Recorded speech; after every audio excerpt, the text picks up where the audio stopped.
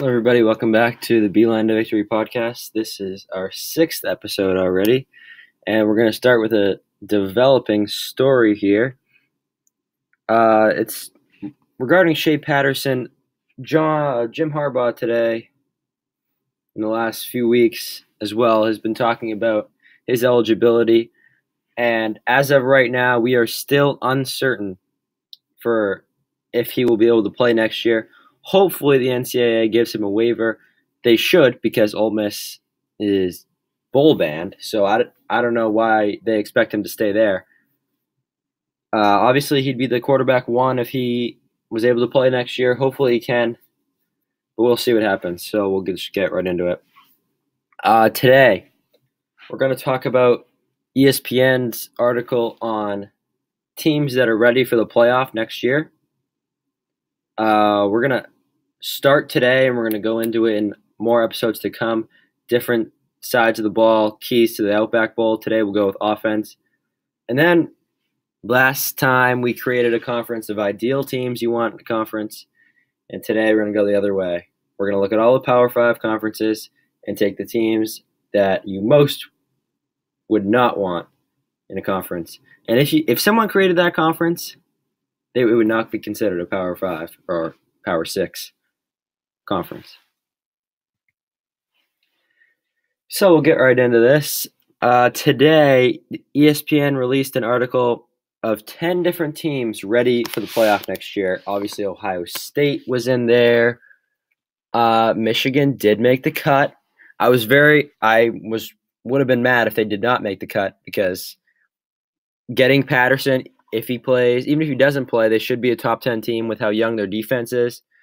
And I think they're ready. I think Harbaugh is going to have his recruits now. I think he'll be able to adapt. And I think they're going to go to the playoff next year. They will. I mean, even if Patterson does not play, they're going to have Peters. Peters is a good quarterback, and we'll get more into him in a few minutes. But what I'm saying is that even without Patterson, they should be a top 10 team, and that's what I expect them to be. And I think we have to have those expectations in order to have success. And I think Harbaugh has to have those expectations too. So I'm just going to read through the list here of the teams they said could make the playoff next year. This is not including the teams that are in this year. Ohio State, Washington, Miami. I like them for next year. They're a young team. USC, Penn State, West Virginia, very surprising there.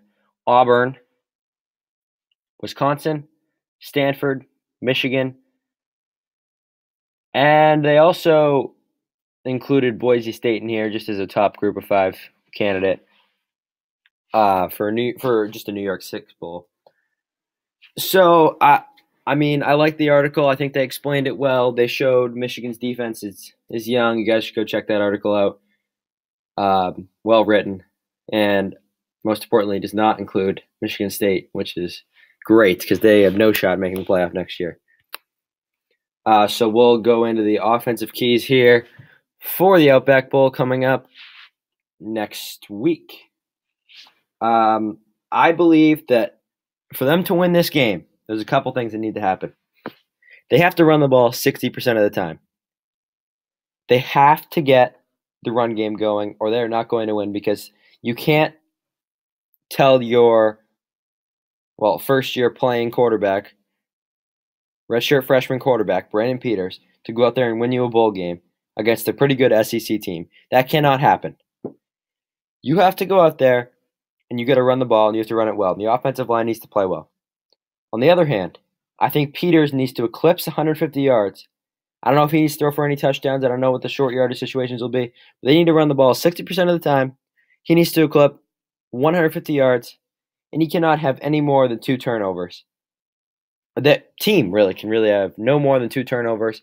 This team is South Carolina team is good.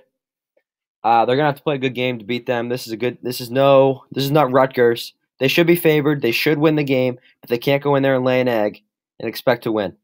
So I expect them to win, and I expect Peters to eclipse 150, and I expect them to run the ball 60% of the time, and they need to start off the game. And in my opinion, If they started off the game with a few play action throws, because they'll be expecting them to run the ball, that wouldn't be the worst thing either, to get Peters in a groove. So then he can turn around, hand it off, he can drop back and throw, and they can create more offense than they have been all year without Corn.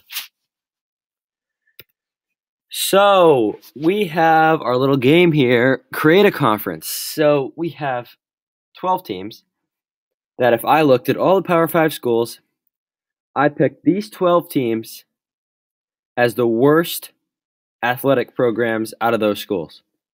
This is for basketball and football. I know Oregon State and I know Vanderbilt, very good at baseball, but I'm not including that. So we'll start with Illinois and Rutgers. You guys know how I feel about them. I think they should be removed from the Big Ten, first of all. Illinois, say what you want. They're a basketball brand. Oh, basketball brand. Yep. No, they're not at all. They don't have a big fan base. And their football team is absolutely awful. So bad. Their basketball team is horrible this year. As it usually is, really. It usually is. Rutgers, same thing. I mean, when have they ever been good? Ever. When? Their football team's always awful. Their basketball team's always awful. I don't know. They're horrible. Horrible. I got a couple teams for the Pac-12 here. Oregon State and Colorado. Oregon State, I think this is a no-brainer. Their basketball team and their football teams are never any good. The football team's never competing for a bowl or the Pac-12, and their basketball team is never in the tournament. Really never in any tournament. So that's a no-brainer. Colorado was a tough one, though. I know they were in the Pac-12 championship last year, but you don't find a lot of years that they're very good at football. Their basketball team, not very good. So, I mean, you can look at their recent success, but if you look at the whole body of work, that's just not a school you want. And they don't exactly have a huge fan base either. A couple teams from the SEC, Missouri and Vanderbilt. Oh, yeah, Missouri and Vanderbilt. Missouri, they have a big fan base. I'll give them that. But their football team is not materialized really into anything. And their basketball team, they lost Michael Porter. I mean, this was a little bit of a tough one, but I don't really see them as very good, especially with how good the SEC is in basketball and in football. They don't compete, and they're just not very good. Vanderbilt, they're the same thing as Oregon State. This is a no-brainer. They made the tournament last year in basketball, but come on. They're never any good. And their football team is an absolute embarrassment to the conference. There's not much more to say than that. ACC teams, Pitt and Georgia Tech. Pitt, their football team's usually they're usually under 500, and so is their basketball team. But usually, if you have a school in these big conferences, one of the two is above 500, and that's just not. I mean, it just hasn't been there for them, and that's just how it is. Maybe they're in a downswing right now, but that's just how it is. They're just not elite to me. Georgia Tech, their football team has been all right in the past few years, but I mean, they were awful. They were terrible this year. They were terrible. They're not very good at basketball, so they're just not there. Nebraska, Northwestern. Northwestern's had some recent success, but they really don't have much of a fan base at all. And I mean, what did they make the tournament? It had to be one of the first times they made the tournament last year. Maybe the first time they made the tournament. And their football team's usually not competing for anything. Nebraska football team's sometimes okay, but they're really inconsistent for me. Texas Tech, their football team's sometimes all right.